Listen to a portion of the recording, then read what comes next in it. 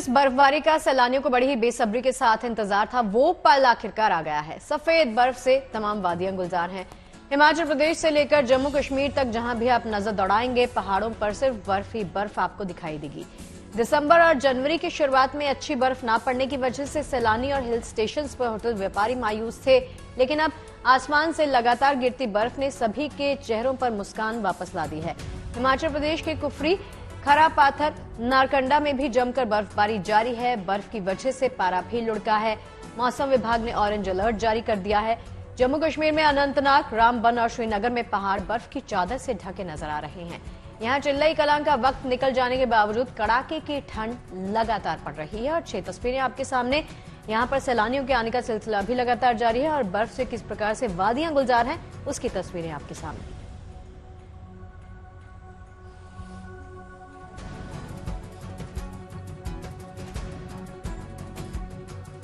पूरे कश्मीर के पहाड़ी इलाकों में मंगलवार शाम से जमकर बर्फबारी हो रही है। गुलमर्ग में करीब 8 इंच, सोनमर्ग में करीब 6 इंच, गुरेज, तुलेल और दूधपथरी में 4 से 5 इंच तक बर्फ अभी तक जमा हो चुकी है। फिलहाल आने वाले 2 दिनों तक कश्मीर में बर्फबारी का ये दौर जारी रहेगा और इससे अब आम लोगों के चेहरे पर भी मुस्कुराहट आई है, क्योंकि 2 महीने के बाद बदले इस मौसम के मिजाज ने कश्मीर में आम लोगों के साथ साथ पर्यटकों में भी राहत लाई है।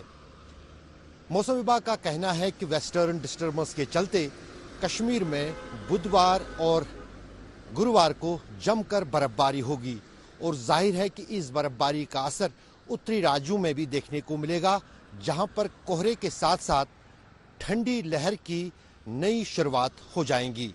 कश्मीर में भी आने वाले दिनों के बाद इस बर्फबारी से तापमान में और गिरावट आएगी। यहां तक कि रात का तापमान अब सबसे कम स्तर यानी -8 तक लुढ़क सकता है, क्योंकि पहाड़ जो हैं कश्मीर के वो बर्फबारी से भर चुके हैं और अब मैदानी इलाकों की बारी है, जहां पर बुधवार शाम से बर्फबारी की आशंका जताई जा रही है। इस बीच जम्मू कश्मीर प्रशासन ने कश्मीर की सभी सड़कों से बर्फ हटाने के लिए व्यापक इंतजाम किए हैं। अशरफ वानी, श्रीनगर। आसमान से गिरती बर्फ खूबसूरत तो खूब लगती है, लेकिन ये कई तरह की चुनौतियां लेके आती है। जम्मू कश्मीर के कुछ इलाकों में कई इंच तक बर्फ गिर चुकी है। यहां सड़कों से बर्फ हटाने के लिए एजेंसियों ने कमर कस ली। जिन इलाकों में बर्फ गिर चुकी है, वहां से बर्फ हटाने का काम शुरू हो चुका है। आने वाले दिनों में अगर बर्फबारी बढ़ती है तो दिन रात बर्फ हटाने का काम लगातार जारी रहेगा। हम तो बिल्कुल तैयार है बर्फ उठाने के लिए। आगे जो 2 दिन की प्रोडक्शन है, हम तो बिल्कुल तैयार है। यहाँ बिल्कुल हमारी मशीनें तैयार है। यहाँ तो AEE साहब है, JE साहब है, हम तो बिल्कुल तैयार है इस वक्त। हमारे पास जो रोड्स रहती हैं उसमें कुछ प्रायोरिटी 1 की रोड्स होती हैं, कुछ प्रायोरिटी 2 में रहती हैं।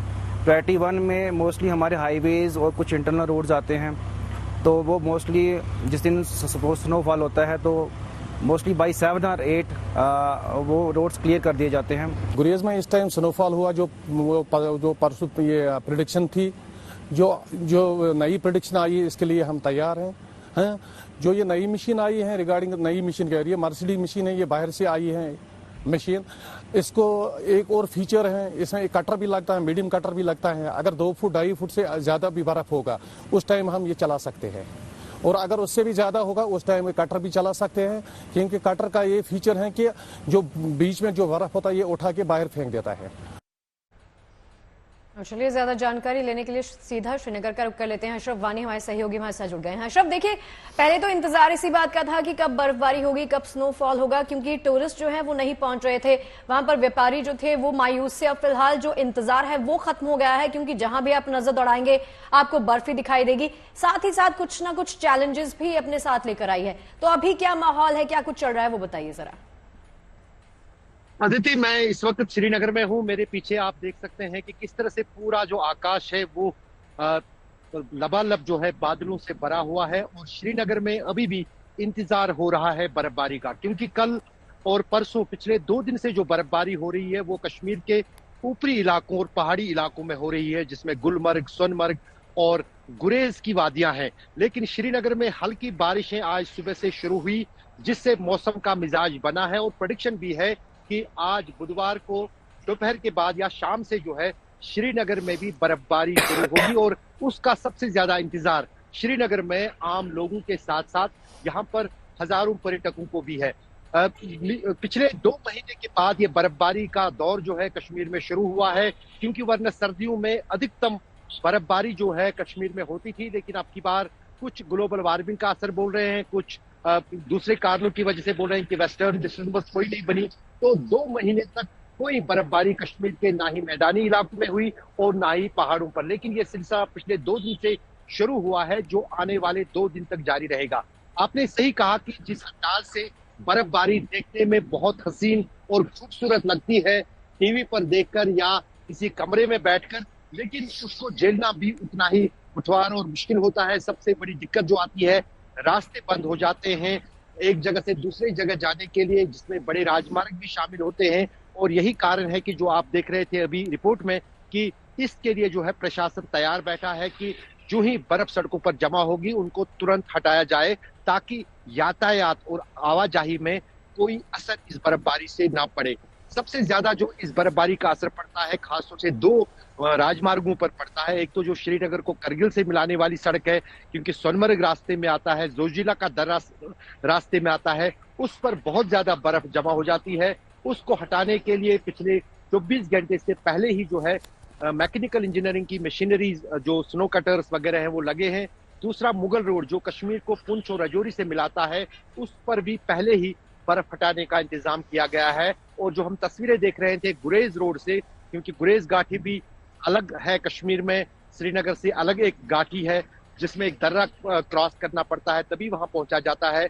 उस दर्रे पर भी बर्फ हटाने के लिए जो जम्मू कश्मीर प्रशासन और सरकार के लोग हैं, वो पहले से नई मशीनों के साथ खड़े रहे हैं।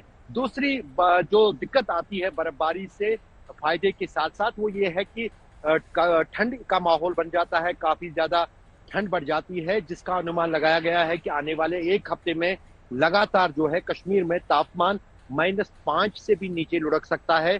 यानी कि जो सर्दी के मौसम में कश्मीर में आम जनता ने नहीं देखी, आने वाले दिनों में वो सर्दी अब कश्मीर में पैदा होगी इस बर्फबारी से, क्योंकि पहाड़ पूरी तरह से भर चुके हैं बर्फ से। अब बारी मैदानी इलाकों की है, जहां पर बर्फबारी आज शाम से शुरू होगी और कल दिन भर ये बर्फबारी चलती रहेगी। लेकिन दूसरी तरफ काफी महत्वपूर्ण भी ये बर्फबारी है, न सिर्फ पर्यटकों के या पर्यटन इंडस्ट्री के लिए या टूरिज्म इंडस्ट्री के लिए, बल्कि साथ ही साथ कश्मीर में जितने भी पानी के साधन हैं, चाहे वो पीने का पानी हो या फिर खेती के लिए जो पानी हो, वो किसी बर्फ के कारण जो है गर्मी के महीनों में कश्मीर की आम जनता को नदी नालों और दरियाओं के से मिलता है। जी अशरफ, बहुत बहुत शुक्रिया आपका हमारे साथ जुड़ने के लिए और इस जानकारी को साझा करने के लिए। देखिए, वेस्टर्न डिस्टर्बेंस एक्टिव होने की वजह से देश के पहाड़ी इलाकों में बर्फबारी हो रही है। अगले 2-3 दिन ये सिलसिला चलता रहेगा। बहरहाल पहाड़ी इलाकों की खूबसूरती इस वक्त देखते ही बढ़ रही है। सैलानी भी ताजा बर्फबारी के बीच में चहक रहे हैं।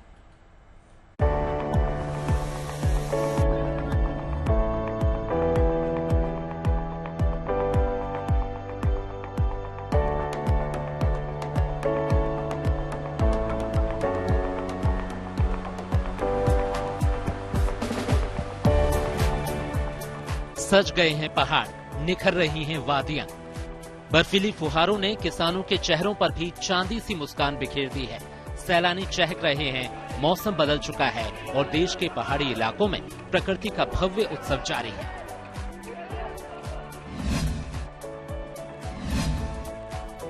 हिमाचल के लाहौल स्पीति की वादियां ताजा बर्फबारी से खिल उठी हैं।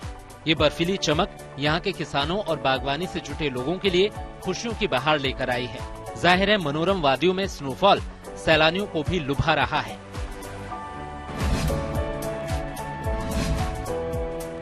दरअसल पश्चिमी विक्षोभ के सक्रिय होने से पहाड़ों का सूखा खत्म हो गया है और स्नोफॉल ने पहाड़ी इलाकों का रुख किया है।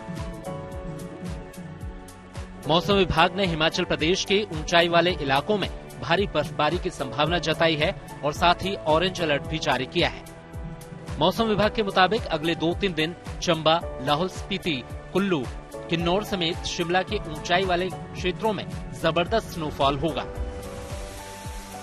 हम तो बिल्कुल तरह तैयार है और भगवान से हाथ जोड़कर प्रार्थना करना चाहते कि अब बर्फ पड़ जाए, तो हम तो पूरी तरह तैयार है, इसमें कोई दो राय नहीं है और ऐसी स्थिति नहीं है। और अब बर्फबारी जब शुरू होगी तो बागवानों को उसका फायदा होगा, किसानों को उसका फायदा होगा। आसमान से बरसते बर्फ के सफेद फाहे खुशियों की सौगात लाए हैं।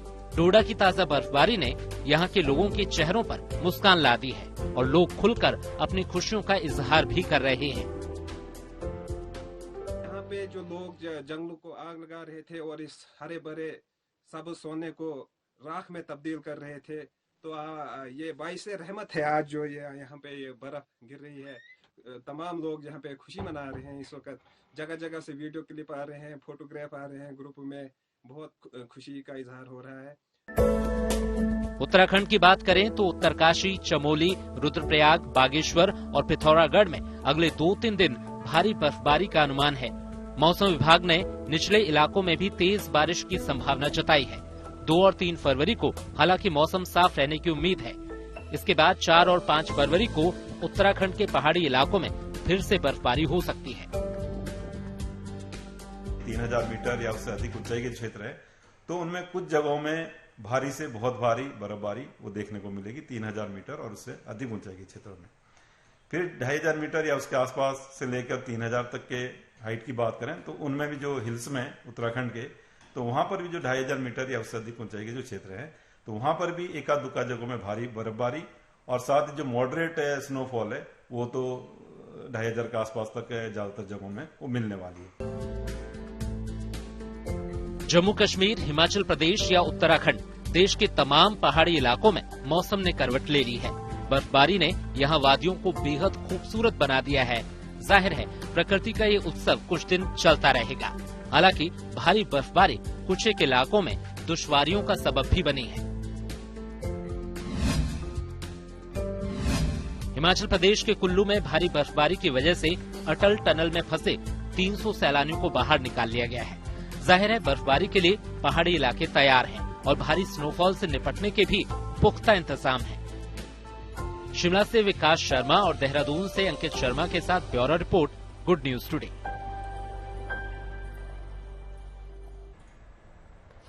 पहाड़ों पे बर्फ गिर रही है तो उसका असर मैदानी इलाकों में भी दिख रहा है। दिल्ली एनसीआर समेत तमाम इलाकों में इन दिनों ठंड के साथ कोहरे का राज है।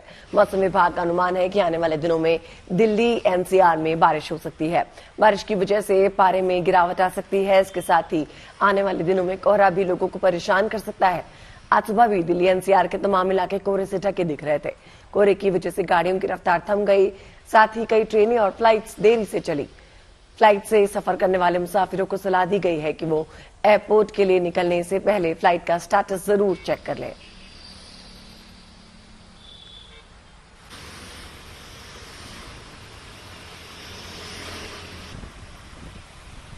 तो मैदानी इलाकों में पंजाब, हरियाणा, पश्चिमी उत्तर प्रदेश, दिल्ली एनसीआर के लिए कल के लिए हमने हैवी रेन थंडर स्टॉर्म और लाइटनिंग के लिए चेतावनी जारी की हुई है और हल्की सी मध्यम बारिश इन मैदानी इलाकों में होगी। देखिए अधिकतम तापमान हमारे पास नहीं बढ़ेगा, लेकिन न्यूनतम तापमान हमारे पास बढ़ा ही रहेगा, क्योंकि जब बारिश होती है उस समय न्यूनतम तापमान में ज्यादा गिरावट नहीं होती है। आपको हवाओं के चलते और बारिश होने के चलते, पहाड़ों पर बर्फबारी चलते थोड़ी सी ठंड जरूर फील होगी। घने कोहरे का सबसे ज्यादा असर बुधवार को रहा और यही वजह है कि टर्मिनल 3 पर तकरीबन 50 से ज्यादा ऐसी फ्लाइट हैं जो कि देरी से चल रही हैं। आप सीधे साफ तौर पर तस्वीरों में देख सकते हैं कि किस तरह से यहाँ पर जो टर्मिनल 3 पर जो सिक्योरिटी है और दूसरे तमाम इंतजामात हैं और बाकायदा लोगों को कहा गया है कि जब वह फ्लाइट पकड़ने के लिए आए तो उससे पहले एडवाइजरी के तहत वो अपने अपने एयरलाइंस में जरूर पता कर लें ताकि किसी भी तरह की परेशानी का सामना न करना पड़े। वहीं रात को 9:30 बजे के आसपास तकरीबन कई ऐसी फ्लाइट्स हैं जो कि दिल्ली से अहमदाबाद को और अलग अलग शहरों को डाइवर्ट कर दी गई। और मौसम विभाग का पूर्वानुमान यही है कि 31 और 1 फरवरी को बारिश की संभावना मौसम विभाग ने जतलाई है। नासिर खान के साथ राम किंकर सिंह। तो हमारे साथ इस वक्त हमारी संवाददाता अनामिका गौड़ दिल्ली से जुड़ गई हैं। अनामिका, आज सुबह भी बेहद कोहरा था और पिछले कुछ दिनों से दिल्ली और एनसीआर कोहरे की चपेट में है। अनुमान ये भी लगाया जा रहा है कि आने वाले दिनों में भी कोहरा काफी छाया रहेगा। फिलहाल अभी का हाल बताइए, क्या अभी भी विजिबिलिटी कम है? बिल्कुल अदिति, मौसम ने राजधानी दिल्ली और एनसीआर में एक बार फिर से करवट बदल ली है। अभी इस समय मौजूद है इंडिया गेट में और विजिबिलिटी की हम बात करें कोहरे से तो सुबह जो पालम एरिया था वहां पे विजिबिलिटी 0 थी। इंडिया गेट पे इस समय 50 से 100 मीटर की जो विजिबिलिटी है उसके बाद देख पाना अभी भी बहुत मुश्किल हो रहा है। सुबह शाम तो कोहरा लोगों की मुश्किलें बढ़ा ही रहा है। मौसम विभाग ने अभी अलर्ट जारी किया है। आने वाले 2 घंटे में अदिति जो है दिल्ली एनसीआर के कुछ इलाकों में, हरियाणा के कुछ इलाकों में, राजस्थान के कुछ इलाकों में हल्की फुल्की बारिश हो सकती है, जिसके बाद जो तापमान है उसमें भी गिरावट आएगी। और अगर हम आपको इस समय राजधानी दिल्ली की भी तस्वीर दिखाएं तो जो है धीरे धीरे तापमान फिर से गिरता जा रहा है। बारिश की छींटे जो है वो हम महसूस कर पा रहे हैं। जो मौसम विभाग ने प्रेडिक्शन की थी कि आने वाले 2 घंटे में बारिश हो सकती है, तो वो बारिश कुछ इलाकों में होनी शुरू हो गई है। साथ ही अगर हम पहाड़ी राज्यों की बात करें तो वहां पे पश्चिमी विक्षोभ के चलते आज मौसम विभाग ने 31 जनवरी के दिन कश्मीर में हैवी स्नोफॉल की जो है वो प्रेडिक्शन की थी। वही नजारा हमें देखने को भी मिल रहा है। और ऐसे में जो राजधानी दिल्ली की अगर हम बात करें तो ठंड ने 13 साल का अपना रिकॉर्ड तोड़ा है। 13 साल बाद जो दिल्ली में ऐसी ठंड पड़ी है कि जो सुबह शाम जो न्यूनतम और अधिकतम तापमान है वो दोनों सामान्य से कम रहा है। अदिति, मुझे ये बताइए अनामिका, आपने एक्सपर्ट्स के साथ भी शायद बात की है, जहां तक मैं जानती हूं उनका क्या कुछ कहना है? क्योंकि जो आंख मिचौली चल रही थी, बर्फबारी हो रही थी, नहीं हो रही थी, वो तो इंतजार फाइनली खत्म हो गया, लेकिन मैदानी इलाकों में भी साथ ही साथ ठिठुरन बहुत बढ़ गई है, जो टेम्परेचर है वो डिप हुआ है और इसके साथ ही आम लोगों की दिक्कतें भी बढ़ गई हैं। बिल्कुल, मौसम विभाग ने 1 हफ्ते के लिए जो प्रेडिक्शन की थी उसमें यही कहा था कि पश्चिमी विक्षोभ जो है इसका कारण है और जो पहाड़ी इलाके हैं उसमें बर्फबारी होगी। इसके चलते साथ साथ मैदानी इलाकों में जो है वो बारिश रहेगी, जिससे 2-3 दिन जो है वो तापमान जो है वो नीचे जाएगा, लेकिन उसके बाद जो स्थिति है वो सामान्य हो जाएगी, मौसम जो है वो सुहावना हो जाएगा। तो हम कह सकते हैं कि आज के दिन जो है वो कोहरा मुश्किलें बढ़ा रहा है। बुधवार को भी हमने देखा कि कोहरा रहा, विजिबिलिटी 0 रही, जिसका सीधा असर जो है वो फ्लाइट्स पे पड़ता है, रेल यात्रा पे पड़ता है। आज बुधवार की सुबह भी वैसे ही हुई। कुछ जो है उड़ानें वो देरी से उड़ी, जिसका असर सीधा यात्रियों पे पड़ा। पर आने वाले दिनों में जो है मौसम राजधानी दिल्ली, एनसीआर और जो पूरा उत्तर भारत है उसमें सुहावना हो जाएगा। कुछ ही दिन है कि जब ठंड बची है। शगुफ्ता जी, चलिए बहुत बहुत शुक्रिया अनामिका इस पूरी डिटेल को हम सबके साथ साझा करने के लिए। और देखिए, पहाड़ों पर बर्फबारी, मैदानी इलाकों में मौसम में भी तब्दीली लेकर आई है। दिल्ली एनसीआर की बात कर लें तो दिल्ली एनसीआर समेत उत्तर भारत के मैदानी इलाकों में अगले 1-2 दिन तेज हवाएं चलने, बारिश का अनुमान जताया गया है। दिल्ली एनसीआर के अलावा हरियाणा, पंजाब, यूपी के कई इलाकों में अभी 2-4 दिन कोहरे का सामना भी लोगों को करना पड़ेगा।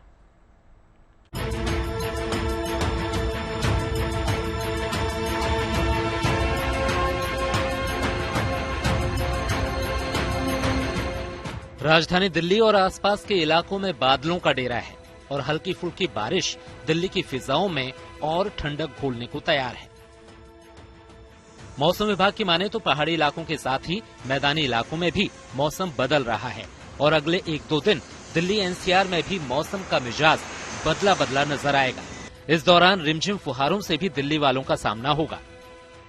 प्लेन्स की बात करें, Punjab, Haryana, west UP, north Rajasthan, इन सारे राज्यों में भी हल्का फुल्का रेनफॉल एक्टिविटी आने वाले 4-5 दिनों में कंटिन्यू रहेगा। इसके साथ हम एनसीआर दिल्ली की बात करें, वहां पे भी हम उम्मीद कर रहे हैं कल और परसों जहां पे लाइट रेनफॉल एक्टिविटी हो सकती है। दिल्ली में पश्चिमी विक्षोभ के प्रभाव के चलते बारिश होने की संभावना बनी हुई है। मौसम विभाग की माने तो दिल्ली में आज, कल और 3 फरवरी को बारिश की संभावना है। हालांकि गुड न्यूज ये है कि बारिश की वजह से तापमान में कोई खास गिरावट नहीं आएगी और शीतलहर जैसी स्थिति नहीं बनेगी।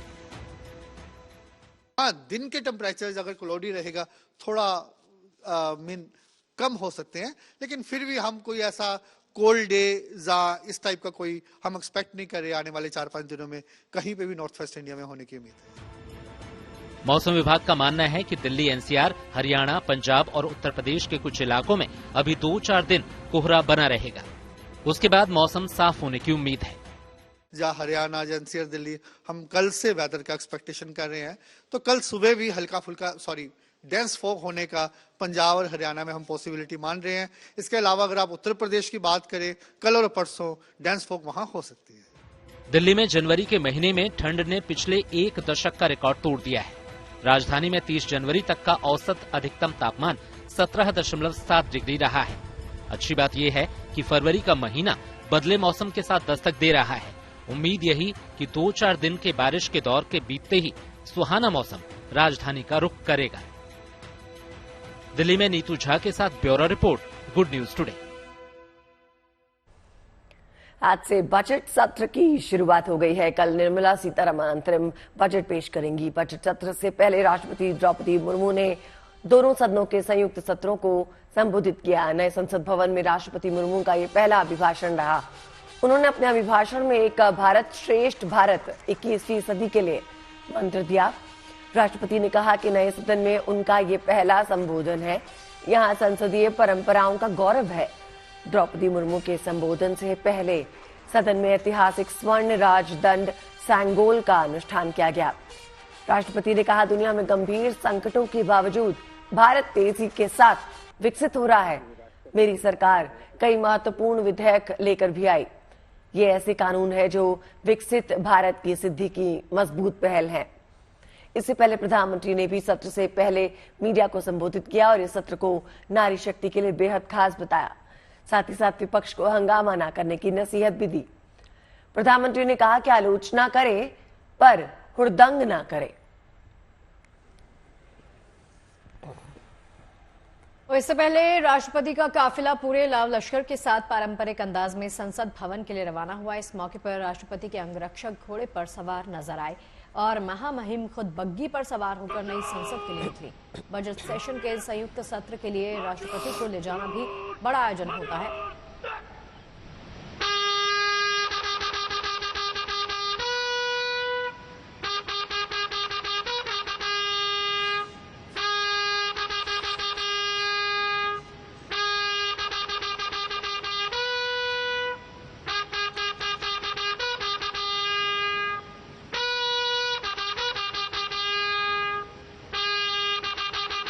देखिए, आज से राष्ट्रपति का काफिला कार से संसद के लिए जाता था, लेकिन 40 साल बाद इस बार गणतंत्र दिवस के मौके पर राष्ट्रपति बग्घी पर सवार होकर सलामी मंच समारोह तक पहुंची थी। ये परंपरा शुरू से निभाई जाती रही है, लेकिन बीच में बग्घी की जगह कार से राष्ट्रपति के काफिले को जाने को शुरू कर दिया था। लेकिन इस बार फिर से ट्रेंड को बदल दिया गया। कार की जगह बग्घी ने फिर से ले ली।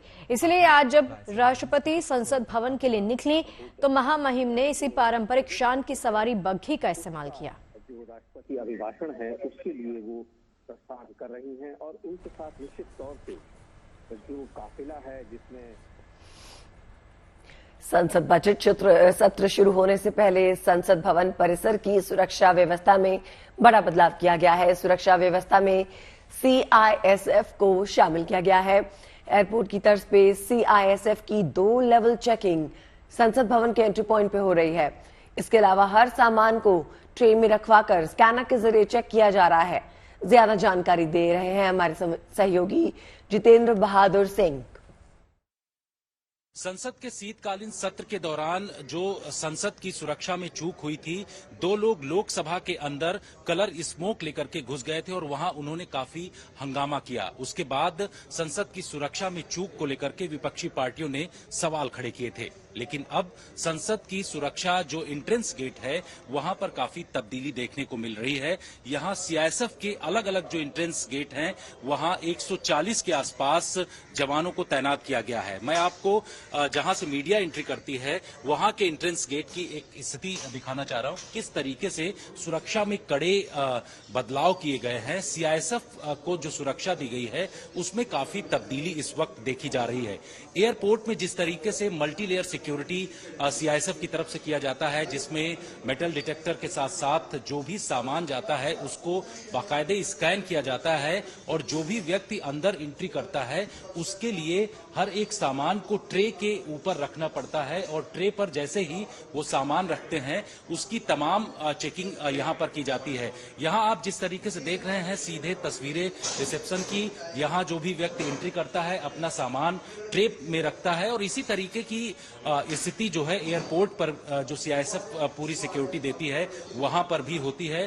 पूरा यहाँ पर आप देखिए कि व्यवस्था यहाँ पर की गई है और हर एक व्यक्ति का सामान और उसका जो आइडेंटिटी कार्ड है वो पूरी तरीके से चेक किया जाता है। फिर यहाँ खास तरीके की इलेक्ट्रॉनिक जो मशीनें हैं वो लगाई गई हैं, उसका नाम हम यहाँ पर नहीं लेना चाहेंगे, सुरक्षा के लिहाज से इन तमाम चीजों को बताने की जरूरत नहीं है, लेकिन अब किसी भी तरीके से संसद की सुरक्षा में चूक नहीं होगी। सबसे खास बात है कि जब यहाँ से पहले लेयर की पूरी सिक्योरिटी चेकिंग हो जाएगी, उसके बाद जब अंदर जाएंगे तो एक फॉर्म भी भरवाया जाता है जो कि विजिटर्स के तौर पर अगर आते हैं तो उनकी पूरी जानकारी रखी जाती है, आधार कार्ड भी उसमें डिटेल होगा। इसके साथ साथ उसके चेहरे पर किसी भी तरीके की अगर पहचान है तो उस पहचान को भी उस फॉर्म में पूरी तरीके से भरा जाता है। तो एक नया पैटर्न शुरू किया गया है। केंद्रीय गृह मंत्रालय ने एक कमेटी भी इस बात को लेकर के बनाई थी कि संसद की सुरक्षा में जो चूक हुई है उसको लेकर के सीआरपीएफ के डीजी अनीस दयाल की जो कमेटी है उस कमेटी ने सूत्रों के मुताबिक ये जानकारी मिल रही कि अपनी रिपोर्ट दी है जिसमें कई तरीके के बदलाव के संकेत उनकी तरफ से कहे गए हैं और आने वाले दिनों में इस तरीके का और भी बदलाव संसद की सुरक्षा में चारों तरफ देखा जाएगा। अब किसी भी तरीके से संसद में कोई भी परिंदा पर नहीं मार सकता। कैमरामैन संजीव कुमार के साथ जितेंद्र सिंह। दुनिया की शुरुआत से ही इंसान और जानवरों के बीच में एक मजबूत रिश्ता रहा है। आज इस रिश्ते को और भी ज्यादा मजबूत और भरोसेमंद बना रही है टेक्नोलॉजी। बदलते वक्त में तकनीक ने न केवल इंसानी जोखिम को कम किया बल्कि ये जानवरों के लिए भी मददगार साबित हुई। आज रोबोटिक एनिमल बनाने का चलन बढ़ गया है। सर्कस और जू जैसी जगहों पर जानवरों के साथ होने वाली क्रुएलिटी को खत्म करने के लिए पेटा इंडिया ने भी कदम आगे बढ़ाया है। ये जब अपनी पलकें झपकती है तो ऐसा लगता है मानो अपने दिल में छिपे हर एहसास को बयां करना चाहती हूँ। ये जब अपने कानों को हिलाती है तो ऐसा लगता है मानो ये जताना चाहती है कि ये सब कुछ सुन रही है।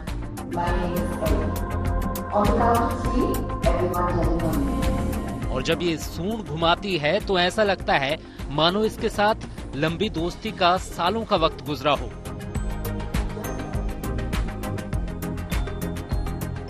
ये है एशिया की पहली रोबोटिक बेबी एलिफेंट एली, जिसे पेटा इंडिया ने बनाया है। किसी रियल एलिफेंट की तरह नजर आने वाली एली का वजन 35 किलो है। इसकी सूंड की लंबाई 6 फीट है और एली की खासियत ये है कि ये बोल भी सकती है।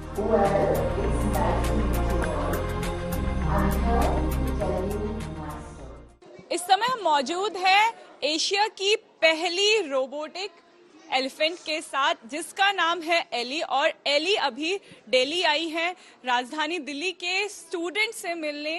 पेटा इंडिया ने इस एलिफेंट को बनाया है। इस रोबोटिक एलिफेंट का वजन किसी एक 12 साल के एलिफेंट के बराबर है। 500 केजी इसका वजन है। 6 फुट की ये एली है, 12 साल इसकी उम्र है और बच्चों को एली के साथ इंटरेक्शन के लिए राजधानी दिल्ली लाया गया है।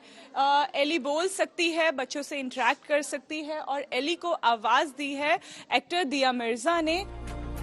राजधानी दिल्ली के स्कूलों में एली को ढेर सारा प्यार मिल रहा है। इसकी वजह यह है कि एली बच्चों को कहानियां सुनाती है।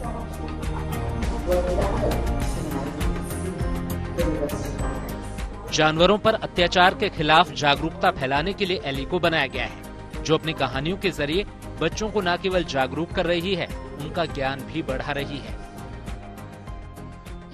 बहुत ऐसे अच्छा एक्सपीरियंस हुआ एली से मिलने का।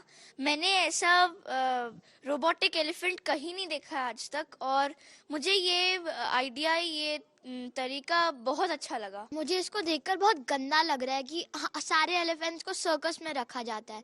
मैं सर्कस में तो गई हुई हूँ बट मैं एनिमल एक्ट वाले सर्कस में कभी नहीं गई हुई और अब मुझे कभी जाना भी नहीं है। अच्छा, एक स्टूडेंट है जो एली को देख के बहुत खुश है। मैं आपसे पूछना चाहूंगी, वो अपनी आईज ब्लिंक कर रही है, जो उसका ट्रंक है वो मूव हो रहा है, तो कैसा लग रहा है ऐसा फर्स्ट रोबोटिक एलिफेंट देख के? मुझे लग रहा है कि इतना अच्छा है क्योंकि मैंने ऐसा कभी कुछ नहीं देखा है, तो मुझे बहुत खुशी लग रही थी कि मैं इसे देख सकती हूँ एक बार। एली को बनाने का एक मकसद ये भी है कि सर्कस और जू में जानवरों की जगह ऐसे रोबोट बच्चों का मनोरंजन करें और असली जानवर पूरी आजादी के साथ अपनी कुदरती रिहाइश का आनंद लें। हम फ्यूचर में और ऐसे एनिमेट्रॉनिक्स क्रिएट कर सकें जिससे हम बच्चों को ये मैसेज दे सकें कि किस तरह instead of using animals for entertainment हम उस मॉडल से मूव अवे करके मोर एडवांस्ड टेक्निक्स यूज करें फॉर एंटरटेनमेंट। एली को बनाने में सिलिकॉन के अलावा दूसरे इको फ्रेंडली प्रोडक्ट का इस्तेमाल किया गया है। रोबोटिक बेबी एलिफेंट को मिल रहे रिस्पांस के बाद अब पेटा दूसरे जानवरों के रोबोट बनाने के मिशन में जुट गया है। दिल्ली में अनामिका गौड के साथ bureau report, good news today. अब आपको अयोध्या में राम भक्तों के उत्साह से भरी एक अद्भुत तस्वीर दिखाते हैं। अब तक करीब 20 लाख श्रद्धालु रामलला के दर्शन कर चुके हैं। इस दौरान भक्त खुलकर दान पुण्य भी कर चुके हैं। श्री राम जन्मभूमि ट्रस्ट के अनुसार 29 तारीख तक रामलला को 5 करोड़ 60 लाख का चढ़ावा आ चुका है।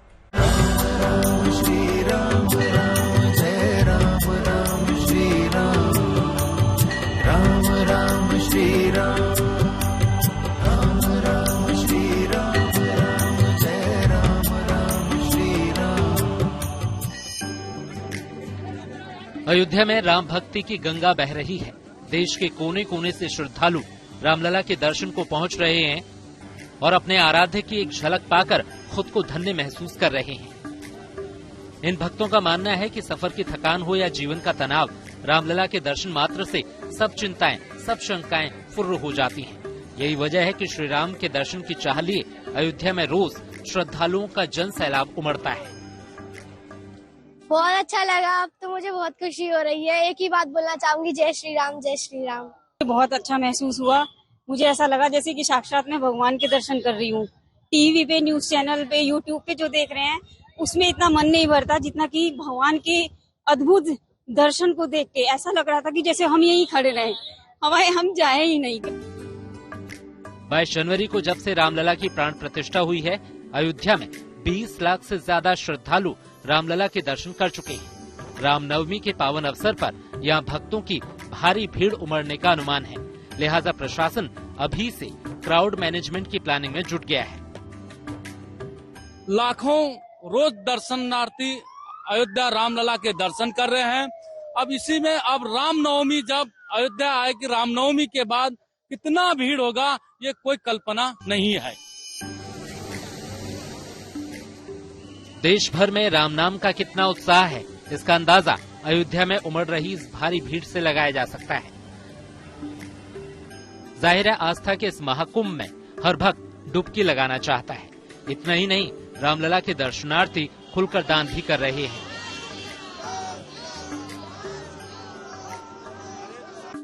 बाईस से 29 जनवरी के बीच राम भक्तों ने करीब 5 करोड़ 60 लाख रुपए का दान किया है। इसके अलावा सोने चांदी के जो उपहार रामलला को मिले हैं उसकी गणना अभी नहीं हो पाई है। लगभग 5.5 करोड़ रुपया चेक से और काउंटरों पे जो हमारे प्राप्त हुआ है वो हमारे पास आया है। इसके अलावा अभी दान पात्र की गिनती जब हमारा भर जाता है तो उसमें लोग धनराशि प्रदान करते हैं, उसको बैंक वाले गिनते हैं और बैंक ले जाते हैं। एक अनुमान के मुताबिक रोजाना दान पात्र में करीब 3 लाख रुपए का दान आता है। मंदिर में 6 दान काउंटर हैं और 4 दान पात्र लगाए गए हैं। जाहिर है आस्था के इस केंद्र में भक्ति की बयार यूं ही बहती रहेगी। लिहाजा आस्था भक्ति का ये उत्सव रामनगरी की नई पहचान बन गया है। Banvir Singh, Ayodhya, good news today. Ayodhya में भगवान राम विराजमान हुए तो राम नाम की गूंज भारत ही नहीं पूरी दुनिया में सुनाई दी। कनाडा में रहने वाली मराठी सिंगर अदिति पाटिल ने भगवान राम पर नया गाना रिलीज किया है। इस गाने के वीडियो को कनाडा में शूट किया गया। इस गाने की लिरिक्स शिव सफर ने लिखी हैं। शिव वाराणसी के रहने वाले हैं।